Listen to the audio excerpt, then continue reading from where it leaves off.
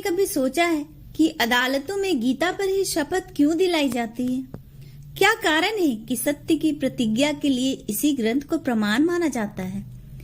भगवत गीता केवल एक ग्रंथ नहीं, बल्कि स्वयं भगवान श्रीहरि का दिव्य स्वरूप है। इसके पहले श्लोक में वह शक्ति है जो किसी भी जीव को पवित्र कर सकती है, उसके जीवन को नया अर्थ दे सकती है। आज हम आपको एक ऐसी अद्भुत कथा सुनाने जा रहे हैं जिसे स्वयं भगवान शिव ने माता पार्वती को सुनाया था। यह कथा बताएगी कि गीता केवल एक ग्रंथ नहीं, बल्कि स्वयं भगवान श्रीहरि का प्रकट रूप है।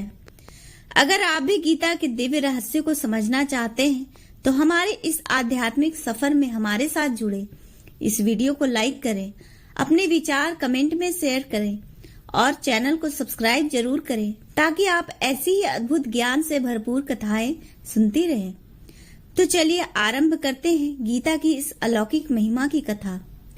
एक बार माता पार्वती ने शिवजी से कहा, प्रभु, आप सभी दिव्य सत्यों को जानते हैं और आपकी कृपा से मैंने भगवान विष्णु के सर्वोच्च व्यक्तित्व की महिमा सुनी है। हे प्रभु, अब मैं आपसे श्रीमद् भगवत गीता की महिमा सुनने के लिए तरस रही हूँ, जिसे भगवान कृष्ण ने कहा था और जिसे सुनने से भगवान कृष्ण के प्रति भक्ति बढ़ती है। भगवान शिव ने उत्तर दिया, वह व्यक्ति जिसका शरीर एक काले वर्षा वाले बादल का रंग है, जिसका वाहक पक्षीराज गरुड़ है और जो 1000 सिर वाले नाग अनंत शेष पर लेटा हुआ है, उन भगवान विष्णु जिनकी महिमा की कोई सीमा नहीं है, मैं हमेशा उनकी पूजा करता हूँ। मेरी प्रिय पार्वती, एक बार मूर राक्षस को मारने के बाद वैकुंठ लोक में क्षीर सागर की गहराइयों में शेषनाग की सैया पर भगवान श्री हरि विष्णु योग निद्रा में लीन थे। चारों ओर दिव्य आभा फैली हुई थी। मंद मंद लहरें श्रीहरि के चरणों का स्पर्श कर स्वयं को पावन कर रही थी। शंख, चक्र, गदा, पद्म से सुशोभित भगवान का स्वरूप अत्यंत मोहक था। उनकी मुख मुद्रा पर एक रहस्यमयी मुस्कान थी, मानो वो किसी अनोखी लीला में मग्न हो। समीप ही माता लक्ष्मी विराजमान थी, अपने कर कमलों से प्रभु के चरणों की सेवा कर रही थी। उनके मन में यह देखकर कौतूहल जागा कि प्रभु की इस मुस्कान का रहस्य क्या है। वे प्रेम पूर्वक बोली, नाथ, आप इस संपूर्ण सृष्टि के पालन करता है, समस्त लोग आपके अधीन हैं, फिर भी आप इस क्षीर सागर में इतनी शांति से योग निद्रा में लीन रहते हैं। यह कौन सा रहस्य है जो आपके अधरों पर ऐसी मोहक मुस्कान बिखेर रहा है? भगवान श्रीहरि ने धीरे से नेत्र खोले। उनकी मुस्कान और गहरी हो गई। उन्होंने स्नेह पूर्वक उत्तर दिया, देवी, मैं निद्रा लीन नहीं हूँ, अपितु अपनी अंतर्दृष्टि से अपने उस दिव्य तेज का साक्षात्कार कर रहा हूँ, जिसका दर्शन केवल योगी जन ही कर सकते हैं। माता लक्ष्मी विस्मय से बोली, नाथ, क्या आपके अतिरिक्त भी कोई ऐसी शक्ति है जिसका ध्यान स्वयं आप करते हैं? यह तो मेरे लिए घोर आश्चर्य की बात है। भगवान श्रीहरि मंद मंद मुस्कुराए और बोले, हे महालक्ष्मी, यह समस्त ब्रह्मांड जिस महाशक्ति के अधीन है, जब मैं स्वयं उसका ध्यान करता हूँ तो तुम्हें यह प्रतीत होता है कि मैं योग निद्रा में हूँ, लेकिन वास्तव में मैं उस दिव्य रहस्य का अनुसंधान कर रहा हूँ जो समस्त सृष्टि के मूल में स्थित है। माता लक्ष्मी यह सुनकर और भी जिज्ञासु हो गई। नाथ, क्या आप मुझे उस महाशक्ति का रहस्य समझाएंगे? भगवान श्रीहरि ने एक गूढ़ मुस्कान के साथ कहा, देवी, यदि तुम इस रहस्य को समझना चाहती हो तो तुम्हें गीता के रहस्य को आत्मसात करना होगा। गीता मात्र एक ग्रंथ नहीं है, यह स्वयं मेरा स्वरूप है। इसके प्रत्येक अध्याय मेरे शरीर के अंगों के समान है। माता लक्ष्मी ने विस्मय से पूछा, नाथ, यह कैसे संभव है? भगवान ने प्रेम पूर्वक समझाया, गीता के आरंभिक 5 अध्याय मेरे 5 मुखों के समान है। 6ठे से 15वें अध्याय मेरी 10 भुजाएं हैं। 16वां अध्याय मेरा उदर है और अंतिम 2 अध्याय मेरे चरण कमल है। माता लक्ष्मी यह सुनकर चकित रह गई। वे अभी भी इस रहस्य को पूरी तरह समझ नहीं पा रही थी। उनके मन की दुविधा को भांपते हुए भगवान श्रीहरि ने आगे कहा, हे देवी, जो व्यक्ति गीता का एक भी अध्याय अथवा मात्र एक श्लोक प्रतिदिन पढ़ता है, वह समस्त पापों से मुक्त हो जाता है, जैसे कि सुशर्मा हुआ था। अब माता लक्ष्मी और जिज्ञासु हो गई। उन्होंने अधीरता से कहा, नाथ, यह सुशर्मा कौन था? वह किस कुल का था और उसे क्या गति प्राप्त हुई? भगवान श्री हरि पुनः मंद मंद मुस्कुराए और बोले, हे देवी, सुशर्मा बहुत दुष्ट और पापी व्यक्ति था। यद्यपि वह एक ब्राह्मण परिवार में पैदा हुआ था, उसके परिवार को कोई वैदिक ज्ञान नहीं था और वह केवल दूसरों को चोट पहुंचाने में आनंद लेता था। वह कभी भी मेरे नामों का जाप, दान देने या मेहमानों का स्वागत करने में शामिल नहीं हुआ। वास्तव में उसने कभी कोई धार्मिक कार्य नहीं किया। अपनी आजीविका के लिए उसने पत्ते एकत्रित किए और उन्हें बाजार में बेचा। उसे विशेष रूप से शराब पीने और मांस खाने में मजा आता था। इस तरह उसने अपना जीवन व्यतीत किया। एक दिन वह मूर्ख सुशर्मा एक ऋषि के बगीचे में पत्ते लेने गया था। तभी एक सांप ने आकर उसे डस लिया और वह मर गया। जब उसकी मृत्यु हुई तो यमदूत उसे पकड़कर यमलोक ले गए। वहां महाराज चित्रगुप्त ने उसके जीवन के कर्मों का लेखा जोखा किया और उसे भयंकर यातनाओं से गुजरना पड़ा। नरक की यातनाएं असहनीय थी। अंततः उसे अपने कर्मों के कारण पृथ्वी पर एक बैल के रूप में जन्म लेना पड़ा। बैल के रूप में जन्म लेने के बाद भी उसका जीवन अत्यंत कष्टमय था। उस बैल को एक अपंग व्यक्ति ने खरीद लिया, जिसने उसे अपनी सेवा में रख लिया। लगभग 7-8 वर्षों तक वह बहुत भारी बोझ ढोता रहा। एक दिन उस अपंग व्यक्ति ने अपने बैल की पीठ पर बहुत भारी बोझ लाद दिया। वह बहुत तेजी से उस बैल को आगे बढ़ा रहा था कि अचानक बैल गिर पड़ा और बेहोश हो गया।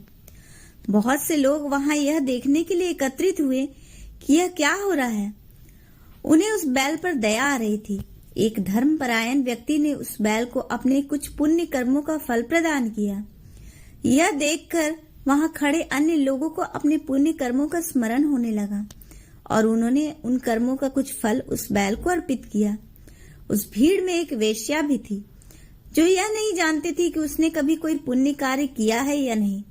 लेकिन यह देखकर कि अन्य लोग अपना पुण्य कार्य उस बैल को अर्पित कर रहे हैं, उसने भी अपने द्वारा किए गए किसी भी पुण्य कार्य का फल उस बैल को अर्पित कर दिया। उसके बाद बैल मर गया और उसे मृत्यु के देवता यमराज के निवास स्थान पर ले जाया गया। बैल की मृत्यु के पश्चात जब यमलोक में उसके पुण्यों का लेखा जोखा हुआ तो यह देखकर आश्चर्य हुआ कि उसे सबसे अधिक पुण्य उसी वेश्या द्वारा दान दिए गए थे। इन्हीं पुण्यों के प्रभाव से उसे नरक से मुक्त कर दिया गया और फिर उसने एक बहुत ही उच्च ब्राह्मण परिवार में जन्म लिया। परमात्मा ने उसे वरदान दिया कि उसे अपने पूर्व जन्म की स्मृतियां बनी रहेंगी, जिससे वह अपने कर्मों में सतर्कता रख सके। मानव रूप में जन्म लेने के बाद सबसे पहले उसने उस वेश्या को खोजने का निर्णय लिया, जिसने उसे पुण्य दान किया था। वर्षों की खोज के बाद अंततः वह उस वेश्या से मिला और उससे प्रश्न किया, हे देवी, आपने कौन सा ऐसा पुण्य किया था जो मेरे समस्त पापों का नाश कर गया? वेश्या ने उत्तर दिया, हे महाराज, उस पिंजरे में एक तोता है जो प्रतिदिन कुछ न कुछ पाठ करता है। उस पाठ को सुनकर मेरा हृदय पूर्णतः शुद्ध हो गया। उस पाठ को सुनने का फल मैंने तुम्हें दिया था। तत्पश्चात उन दोनों ने उस तोते से उस पाठ के विषय में पूछा। वह तोता अपने पूर्व जन्म को याद करके अपना इतिहास सुनाने लगा। पहले मैं बहुत बड़ा विद्वान ब्राह्मण था, परंतु अपने अभिमान के कारण मैं अन्य विद्वानों का अपमान करता था। मैं बहुत ईर्ष्यालु भी था। मरने के पश्चात मुझे अनेक नरकों में डाला गया और बहुत समय तक कष्ट भोगने के पश्चात मुझे तोते का यह शरीर प्राप्त हुआ।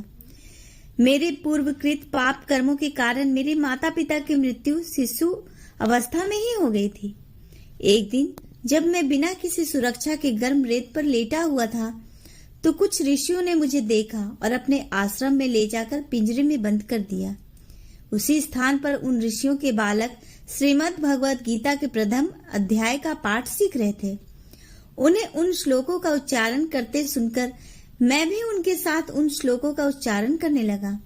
थोड़े ही समय बाद एक चोर ने मुझे उस स्थान से चुरा लिया और मुझे इस धर्मपरायण महिला को बेच दिया।